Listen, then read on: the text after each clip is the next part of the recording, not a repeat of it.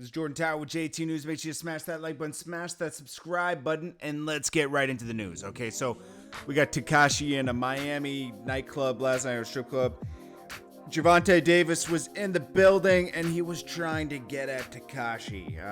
Pretty corny, okay? Like, let's be honest. Gervonta, you're a big fighter, okay? You would have easily ruined your career by even touching him, because it's like, why would you risk that for him? It's like, just let him be. Tekashi's already living his worst life right now. It seems like he's doing well, but he's not. Okay, you know, he has to go with security everywhere.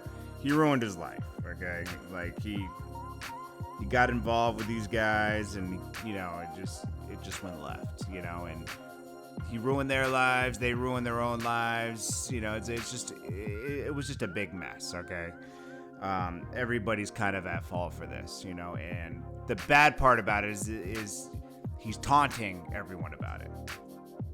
So Gervonta shouldn't let that be triggered. I guess she was doing it for fun and it was a joke. You know, he's putting up little things on his, Instagram like, oh, he's a snitch. No, we all know this. Just ignore him. I mean, you know, I can kind of see the whole situation where it's everybody's fault, but it's like, honestly, you know, it's like, why even, if you don't like the guy, which, you know, nobody really does, you know, I just see, when I talk about him, I just see the wrong on both sides. That's all I see, you know, and it's just like, what did they expect? You know, this kid is not from their way of life, you know? It was just a dumb thing on everybody's part. Now, Gervonta wanted to get at him. That would have ruined his whole career, you know? Like, he would have gone to jail. It would have been a mess.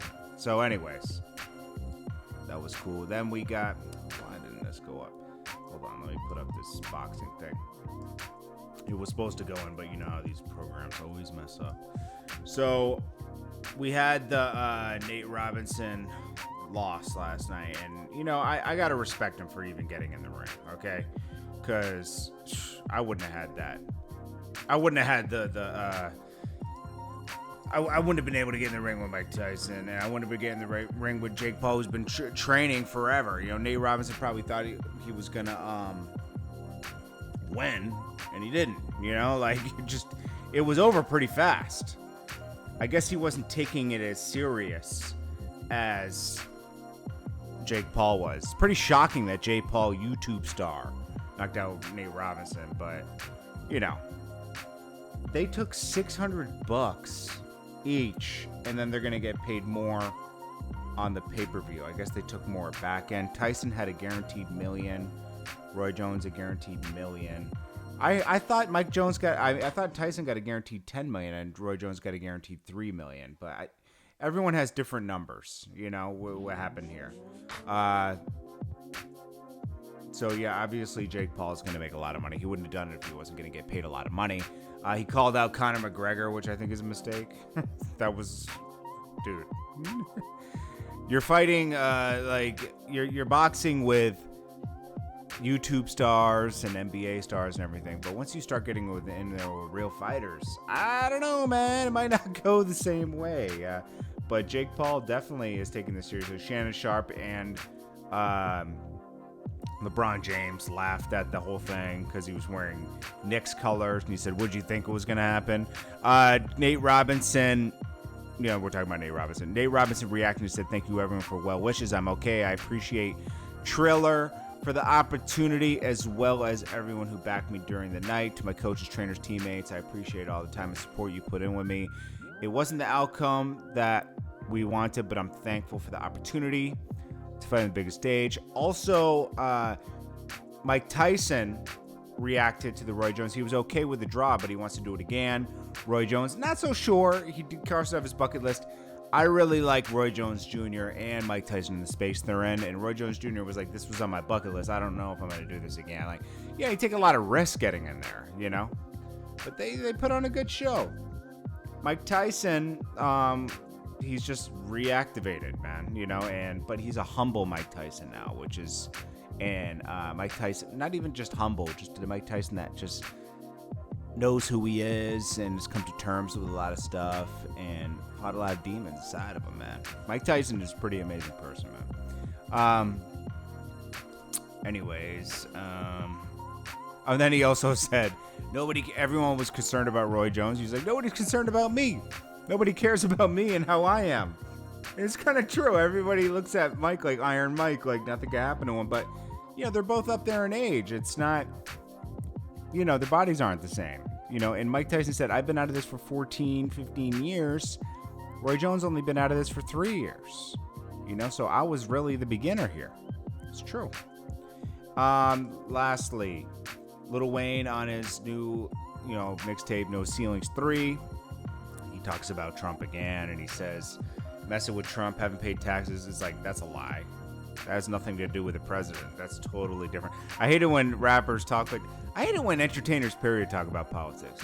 You don't see me talking about politics. I'm kind of in the middle with everything, but it's like, I'm not a professional in politics. I can kind of see that. I can see the outcomes on certain economic decisions by politicians, and that's what I mainly talk about in people's lives and stuff. I don't talk about policies and everything. These things are so complicated, and all these politicians lie to us. Like, I don't care what side they're on. And Lil Wayne talking about it, I mean, it's not really, I don't take it seriously, I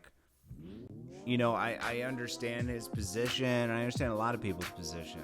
There's so many ways to look at everything. But Lil Wayne's really tapped out of normal life, man. This guy is in Wayne's world, okay? So you can't not take anything he says seriously about anything but music. That's what his life is. Music and skateboarding. That's what he loves. And that, and he's a very smart guy, but he doesn't really tap into what's going on in current events, So you can't really take it seriously. Just enjoy the mixtape and don't take it seriously. Because, I don't. I mean, why would you? It's not like he's into current events and chiming in on every issue that's going on. He doesn't. And, I already reacted to, I know some of you guys in the comments talking about, the Saigon thing. I don't care. That was 14 years ago. And I was the one filming it.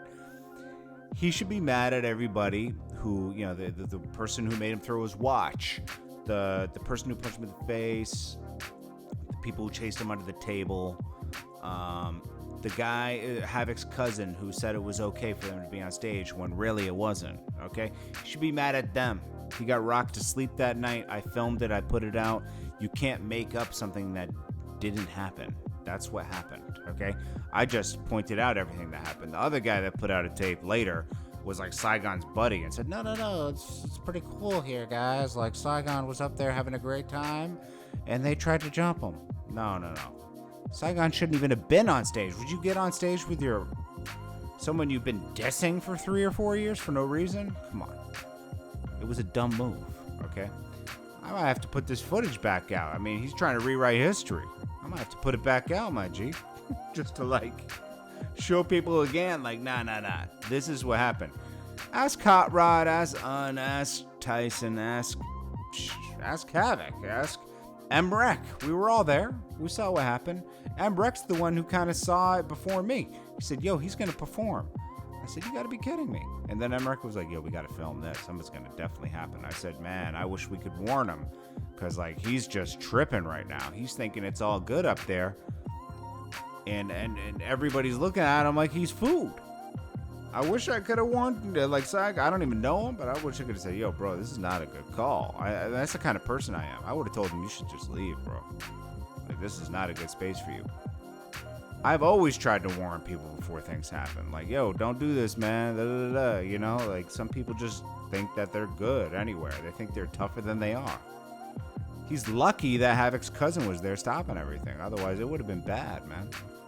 Anyways, I have no problems with that kind of stuff. It's just funny that 3 interviews back to back he's talked about it. It's dude, get over it. 14 years ago. I never think about that night. That was not a highlight of my life. I was that was another night in hip-hop. That stuff happens all the time, okay? But this was a highlight of his life, my G. It was very weird how he's talking about it all of a sudden ever since he's gotten this Tech 9 deal, which is good for him hopefully it works out. Because that's kind of like the range he should be in, like underground, but like top tier underground artists. You know, he should be. He can rap. He's just not a mainstream rapper, but he's definitely an underground rapper, and he's talented. But to talk about me is like, and you're gonna slap me, bro. I'm not scared of running into Saigon. Trust me, nobody is. I was just laughing about somebody with it earlier today. It called me another rapper, but he was like, "Yo, are you kidding?" And we were all laughing. It's like, this guy is out of his mind. He always thought he was tougher than he was. Yeah, he's from the street, but that doesn't mean you're automatically tough coming from the street. It's Jordan Tower with JT News. Anyways, guys, I appreciate you guys. Hope you guys have a good day. I'll check you guys later. Peace.